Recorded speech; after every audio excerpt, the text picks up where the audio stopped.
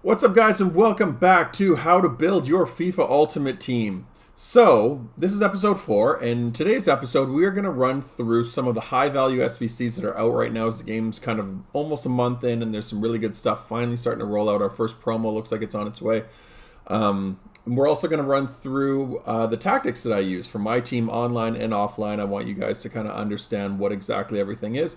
But what you guys are seeing right here is just some of the weird gameplay that I've been experiencing. So I've been reading up a lot on gameplay as well as trying to figure out whether it's just my experience. But one of the things that I think has been pretty common has been the passing. Now, passing has always been this kind of touchy subject with FIFA fans. They always say that the passing is kind of off or it's broken or whatever, but it's usually people just complaining because they didn't end up making a pass that they wanted to, or something happened and it didn't go their way, so it's easy to blame. But one of the things that I've noticed from my experience playing this game has been the passing, especially in the final third, is not going to where I want it to. And not just that example, but there'll be an opportunity on where I see a guy right in front of goal and I just want to pass it to him, and it will cut back to like a trailer or vice versa. I wanted it to go to the trailer, and instead it will find a guy on the far side who's like in an offside position. It's just, I don't like to say it's broken because that's an easy narrative for a lot of FIFA anti-FIFA advocates or whatever, or people that just want to dog on the game. But like for me, I've never been one of those people, but it has been an issue. It's been a real issue. I've seen a lot of people saying that this game is really buggy. I've noticed that it's froze on me a couple times, especially in the menus. I'll be scrolling through menus and then it'll go into that cycle thing where it's got the little center circle from the pitch and it'll just get stuck there, and I actually have to close the game, and it's really annoying. It's really frustrating. But that is just one of the things that's been going on. Hopefully they patch the game soon, take care of some of these issues. What you guys are seeing on the screen, though, is I wanted to just start the video not only with that little clip, but also kind of the finish of an offline game. So in order to beat the computer on squad battles on just semi-pro, you have to score 7 goals, and it unlocks 2 common UCL players. So that's what you're seeing here. I get these 2 UCL players. These are going to be very important because they're going to go into the SBC that you guys are going to use, or that you guys are going to do, or we're going to do, I guess, in this case, that I recommend that you guys do, called the UEFA Champions League, or UEFA Marquee Matchups. There it is. So the 2 we're going to do here is the One Last Dance and then the UEFA Marquee Matchups. The One Last Dance, this one is very, very critical to do. You can do it with pretty much everything in your club. You just need a Portugal and an Argentina player. I just find, go into your club, figure out a league that has those 2, that you have cards from those 2. For me, it was La Liga. So I had Lucas Vazquez in there in the midfield, and then that guy, I think it was Oliveira was his name. It was going too fast, I didn't notice it. But just 2 players from La Liga, you link the rest of them, and then the defensive line you can just put together with whatever. So I went out and bought a couple Czech players, and I could probably even have done it cheaper. I could have just went out and bought 200 coin bronze players, but I had one of the Czech left back, so I just filled in the rest of the squad with Czech players. So I overpaid, and it ended up being about 2,000 coins. This is a really, really easy one to do. 2,000 coins to fill in the rest of that squad. Real simple, and you get 6 rare players. Now, in my other account, my main account, my FIFA FUT Founder account, I ended up getting Paul Pogba in this. So these are untradeable cards, but at the same time, Paul Pogba, my favorite player in real life, I'll take it. And then in this account, I get an 85 rated Alderweireld, and I think that was like an 82 or an 83 Iker Muniain. So there you go, some really good fodder that we're going to use for some of the high-rated SBCs that are eventually going to come out. Don't worry, just keep all that stuff in your club. Just really easy to do. 2,000 coins, and you get 6 players, and your odds of packing something good are quite high. So this is the first of the UEFA Marquee Matchups. This was simple to do with the 2 common UCL players that we got. We just dump them in and build the team around it. For me, I just basically figured out where those 2 players go from a position standpoint, and then I built the players around it. You just need 2 other players from each of those clubs, and then in the top, just do a triangle or whatever. If let's say you packed a striker and a goalie, put the striker and then the goalie in, and then you can kind of build around those things. They were really simple to do, and then whatever section of the team is just left, go into your club, find any club that you have where you've got 1 or 2 players from it, and then use that to build out that section. You can do it really, really simply. I can walk you guys through on a simpler note, or I can walk you through more of a expanded version of how I do it. I just didn't think it was going to be really interesting to sit there watching me do an SBC, but if you guys want, I can kind of start to show you guys the whole thought process behind SBCs. You guys let me know down below in the comments. I'm really interested to hear what you guys want to know and what you want to hear from somebody who's got a little bit of experience in this game. As you guys are seeing there, I'm not touching any of those players. They're all kind of garbage players. I'm not that interested in them, excuse me. They're all, you know, low-rated guys, and they're not players that are worth the risk and worth the risk, but worth the amount that you're going to have to put into it. I'd rather keep those players. So going into the second part of the SBC, as you guys see here, we just went out and bought that one Versalco, and then the rest of it I just filled in with EPL players that we had in our club. Even easier than the last one. I think this one cost us about 1,000 coins to do. You get the rare gold pack, and you get a rare Electrum players pack, which is 3 rare silvers, 3 rare golds. So simple, easy to do. It costs us less than 5k to do both of those SBCs, and you get 3 really good packs out of it. So yeah, those types of limited time SBCs where you get packs, if the price is cheap enough, I just highly recommend doing them. So you guys are going to see me do these in all of these kind of videos. I just want to make sure you guys kind of see what's going on here. But our team is getting to a point where I need to take them online, get some gameplay, and show you guys some of the rewards. I think there's actual squad, or what is it, division rivals rewards potentially coming this year. So if there are, I'm definitely going to get some online games, and you guys can see how we can actually start packing some players. So that is going to be it for this section of the video. Now I'm going to go into a live comm, and I will show you guys my tactics for the team that I use online and offline. Okay guys, so now we are going to go into the tactics that I use for my team when I'm playing online and offline. Same tactics. I wouldn't worry about, you know, the 2 differences in game modes. I basically use the same for across both. You used to need basically 2 teams unless you wanted to buy fitness cards, but with this year's edition of FIFA, you don't need fitness cards at all, which is a good thing. So this is the formation that I use, a 4-2-3-1. Doesn't really matter. I never play with this balanced formation, which if you have no idea what I'm talking about, I'll get into that in a second.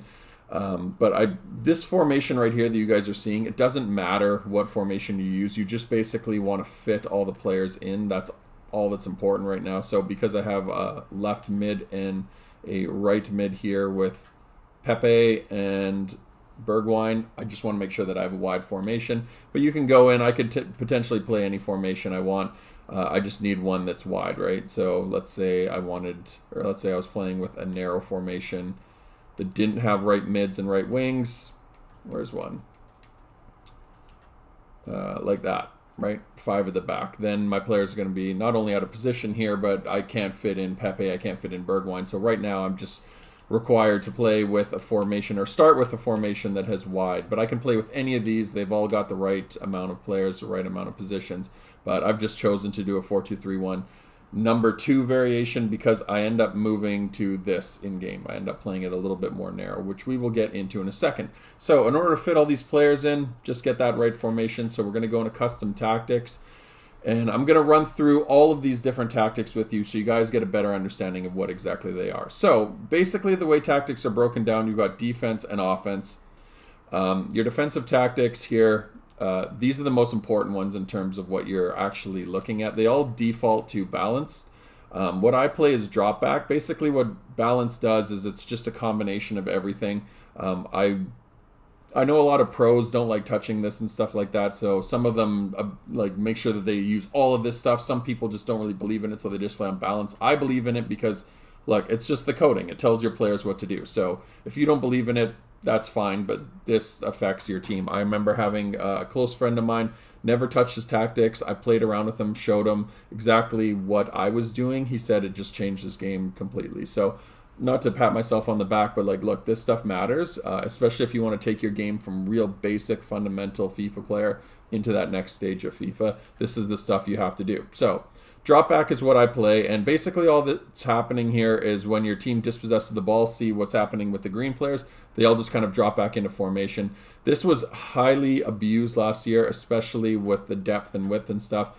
More importantly, the depth, guys would just go one depth, and essentially what that means is as soon as they lose the ball, they just all sprint back and sit in their box and put 10 men behind the ball. I do not like doing that, but we'll get into what I use in a second. The higher you lie, basically means when they lose the ball, they kind of drop back, but because the line is so high, they are going to get caught up the field. You don't want them too high unless you're playing in a real offensive formation, which again, we'll get to in a second. But right now, I just recommend, something between here and something a little bit lower, but that's what happens with the depth. And then the width is really just how wide the players are. If you want them to be really compact and really clog up the middle of the field, do that, but you're going to get beat down the wings. If you want them really wide, you can put them really wide, but then you're going to get beat up the middle of the field. So I'd say if you were going to do one of the two, I'd rather keep it compacted in the middle. It just clogs up the middle a little bit more. You can let guys have the wing, but the reality is you're not going to score from the wing. They need to score from the middle. So if you were doing really, really wide formations, these guys are just going to waltz right down the middle of your midfield, right down the middle of your defense, and just start pounding in goals. So somewhere in the middle is probably fine, again, but make sure that your team is whatever you want it to be. And we'll get into all the different formations, all the different stuff like that. Depends on the type of player you are. So that's what drop back is. Constant pressure, essentially, just like you're seeing here. The players just rush the ball carrier. This was a lot more effective last year. Guys were just, especially really, high-skilled FIFA players were just abusing this because it would put new players under a lot of pressure. And it also tells the players in-game, if your team is the one that's with the ball and your opponent's on high pressure, your players will start passing and missing passes because it's basically putting your players' mentality under duress, and they just think that, oh my god, I'm under a lot of pressure, I don't know how to handle it, so they start missing passes and giving the ball away.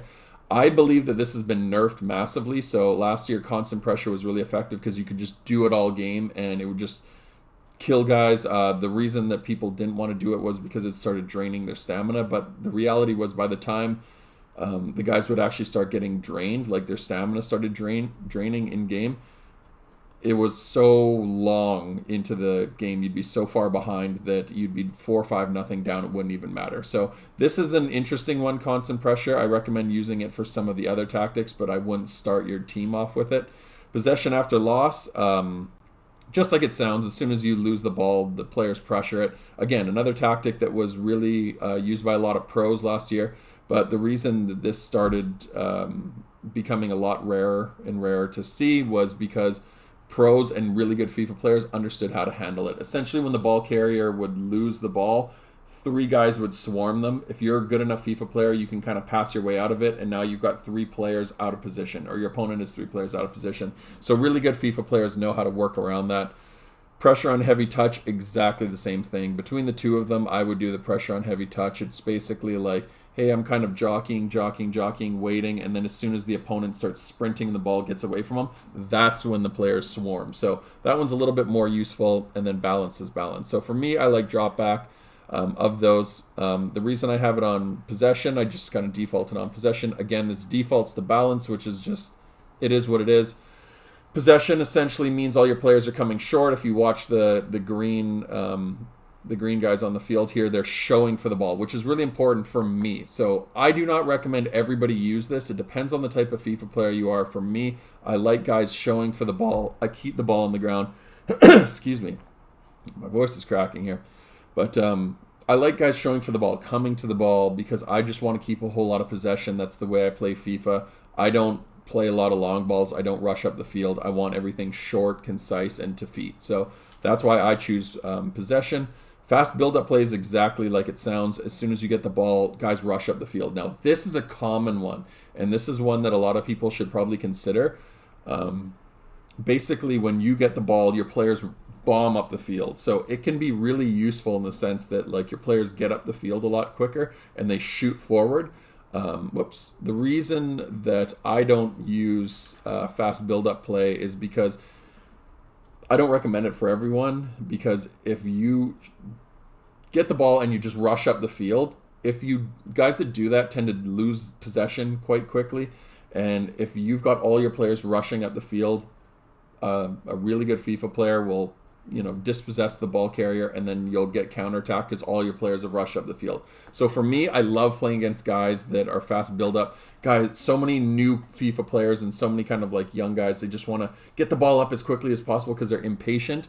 I love that stuff. I just sit back in my drop back, I'll absorb it, and then I hit them on a counter because they're not good enough to understand how to keep players in position. They're just impatient. They just want to get up the field, score a zillion goals. And just like you're seeing, these guys are just getting all up the field and they're just out of position and they're vulnerable to a counterattack. So it's a good one, but just be careful with it.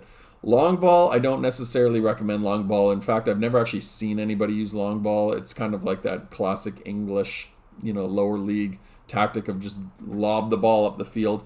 The only guys that I've ever seen use lob ball are once in a blue moon. You'll come against a guy who's a good FIFA player. What he'll do is he'll get the ball in his midfield and then he'll lob it into a corner.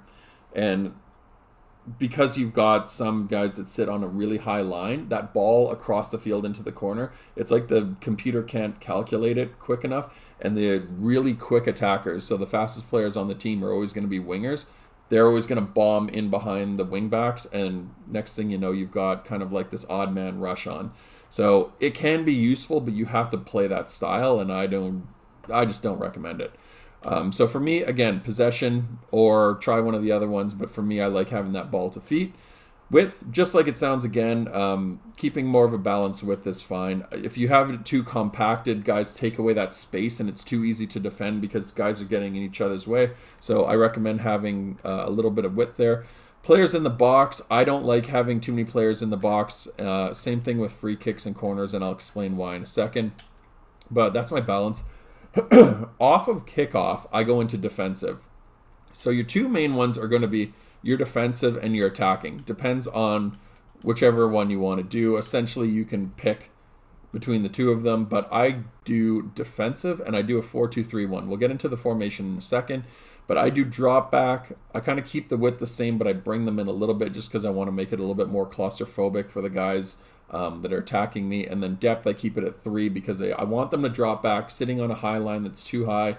I even found that on 5, they're just sitting too high, and especially if you don't have really fast center backs, which I've got okay ones, but I don't have the world's best ones, you're going to get hit on counters. So I like to do 2 or 3 or even 4, but I like to settle it around 3.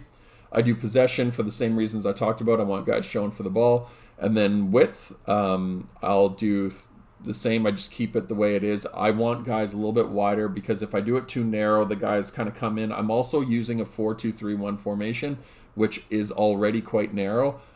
So I'm trying to force these guys a little bit wider. Players in the box, I keep this on 3.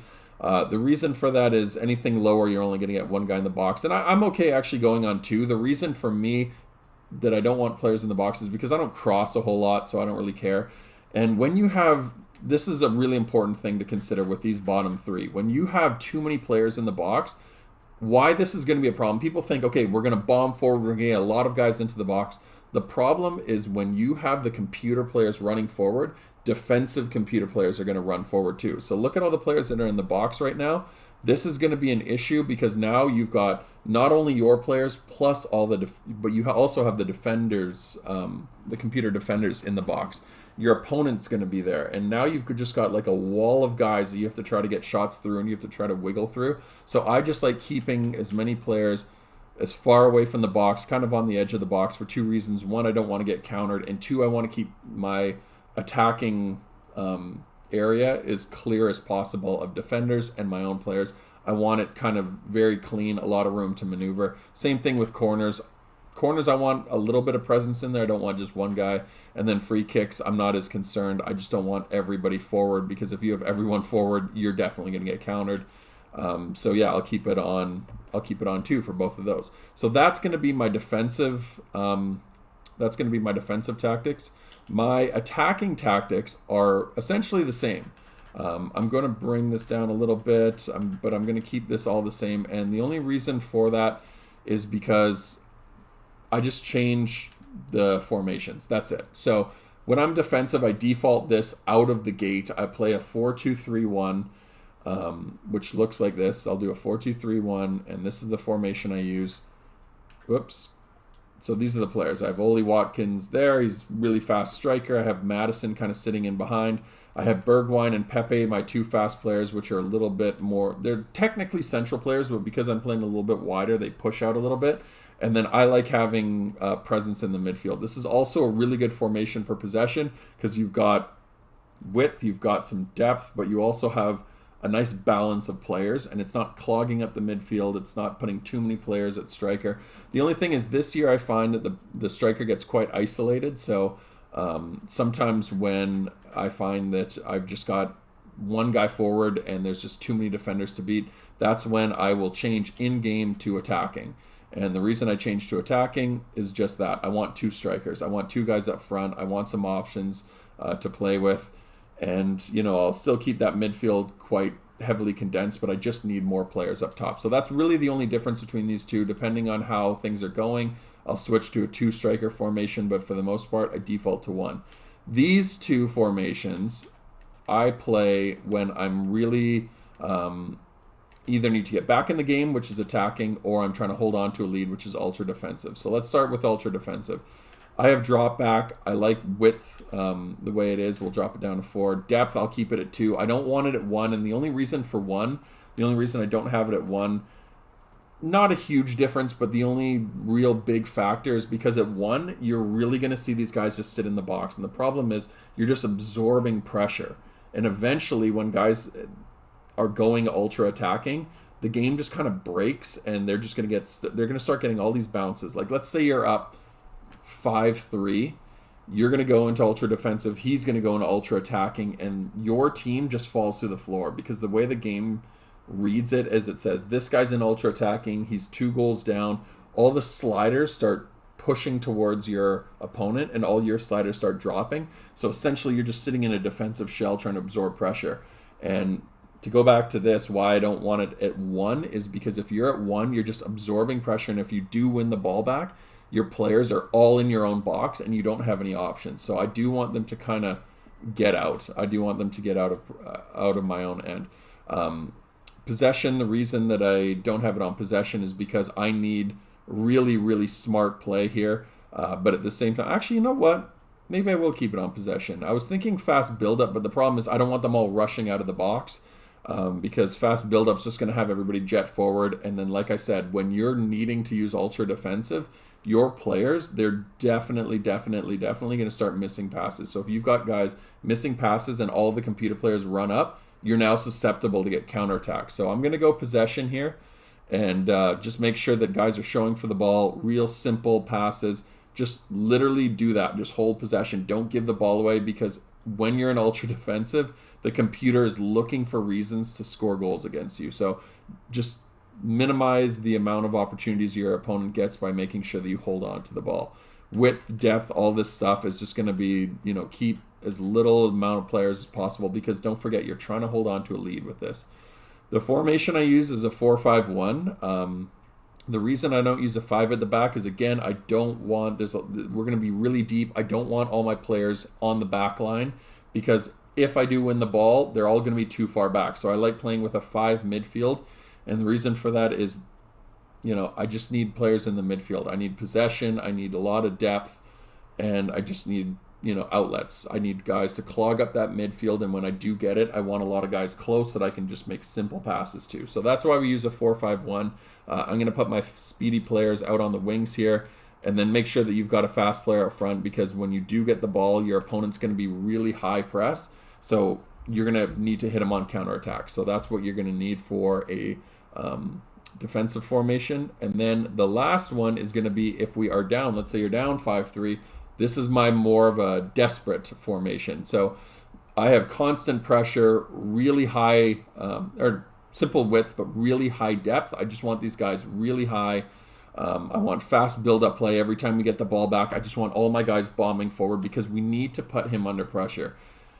Think of your opponent in this case. He's just going to be sitting there holding the ball, wanting to play really defensive. This is like to put your guys just all aggressive. So that's what that constant pressure is. In fact, in game, which I'll show you guys eventually, when we're playing in game, there's a way to turn the team into team press, which makes them even more aggressive. But you just want them like killer bees. You just want them swarming any ball carriers you have.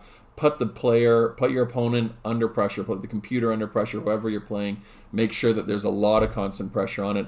And the formation we use is a 4-2-4. Now, the reason I use a 4-2-4 is I find that when I'm playing against an opponent who is sitting in a defensive shell or playing really defensive, just trying to hold on to a lead, what he'll do is, especially if he gets a goal kick, they'll play it short. They'll play things wide from side to side. A 4-2-4 gets your two wingers, in this case Pepe and Bergwijn, and it puts them on the wing backs, and it lets them sit on the wing backs. So your left back or the opponent's left back and right back, they're not going to have that option off goal kicks. They're not going to have that option to just switch the play over and over and over. You're putting the opponent under pressure. So all four of the defenders, or even five defenders sometimes, it's just got like a really high offensive line, but it also has some, players in the midfield here in case I need to track back with the midfielders. And then I've got my 4-back in defensive. A lot of guys like to use like a 3-back in this scenario, where they do like a, where is it? They will do a son of 3-4-3. They do this one. They do a 3-1-4-2. This is also very aggressive for me. The only issue with this one is it's not wide enough, and I don't like being exposed on the wings there. That's a very, very narrow formation. So that's why I do the 4-2-4. 3-5-2 is also a good one. It just bombs a lot of players forward as well.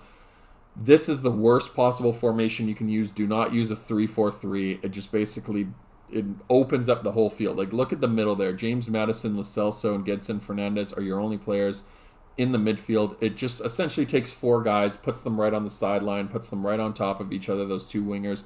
Like Oli Watkins and Reguilon in this case are just literally right side by side on the wings. You don't want that. You want, if anything, more of a clogged midfield.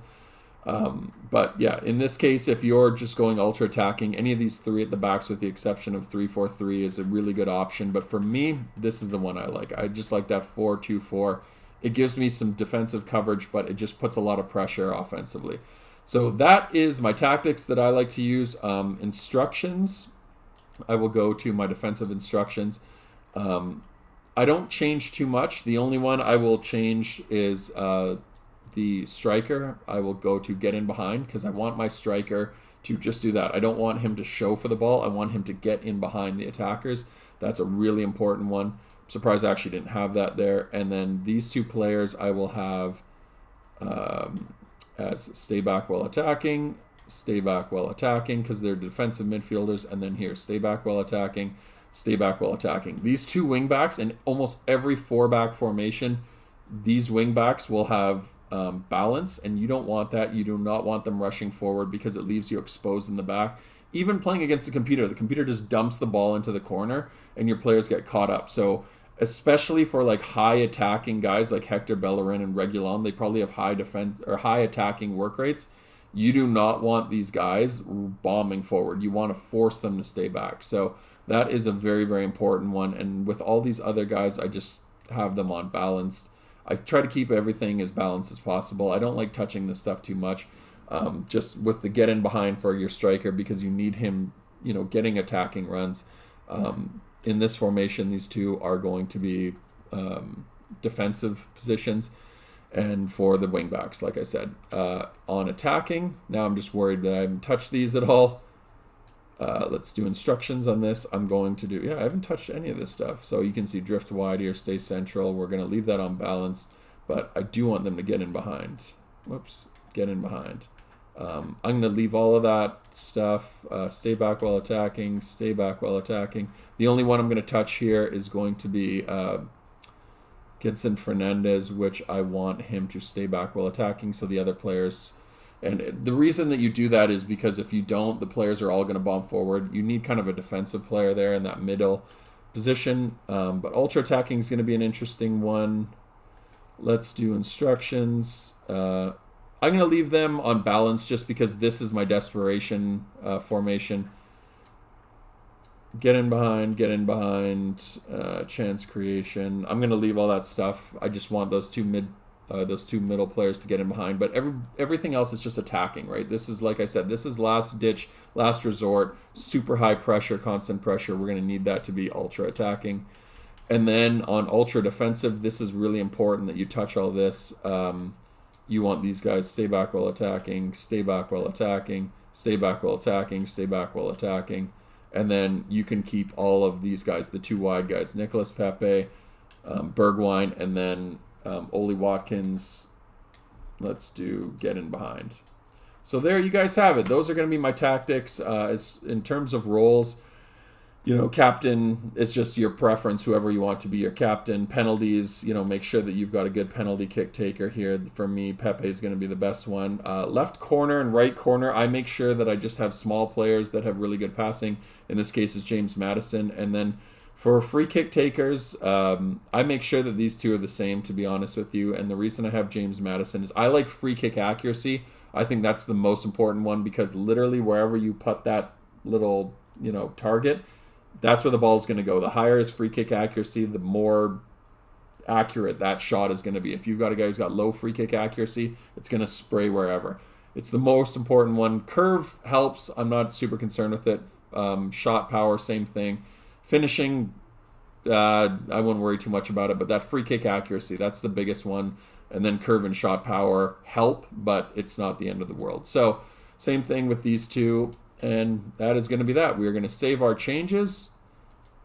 And there you have it. That is going to be our tactics, guys. This is what the team looks like. This is the team that we are going to take into our games in the next episode. If you guys have any comments, I'd love to hear what you guys use for your tactics. But until next time, guys, I appreciate you all watching. And until episode 5, take care. Peace.